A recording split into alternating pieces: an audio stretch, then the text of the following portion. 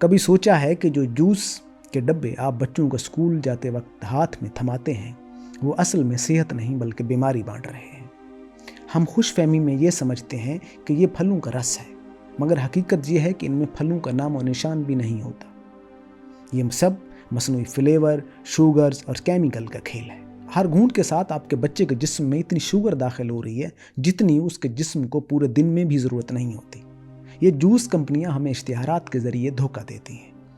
رنگین پیکنگ، خوشحال خاندان کی تصویریں اور 100% نیچرل جیسے جملے حقیقت کو چھپا دیتے ہیں۔ مگر ریسرچرز چیخ چیخ کر کہتی ہیں کہ مصنوعی جوس کا زیادہ استعمال ذیابیطس، کینسر، دل کے امراض اور موٹاپے کی سب سے بڑی وجوہات میں سے شامل ہے۔ WHO اور ہارورڈ کی رپورٹس بتاتی ہیں کہ روزانہ ایک ڈبہ جوس پینے والا انسان دل کی بیماریوں کے سب سے زیادہ قریب آ جاتا ہے۔ سوال یہ ہے کہ ہم اپنے نسلوں کو کس سمت لے جا رہے ہیں؟ آسانی کے نام پر ہم اپنے بچوں کو بیماری کا تحفہ دے رہے ہیں۔ یہ جوس وقتی ذائقہ دیتے ہیں لیکن عمر بھر کی بیماری ساتھ لے کر آتے ہیں۔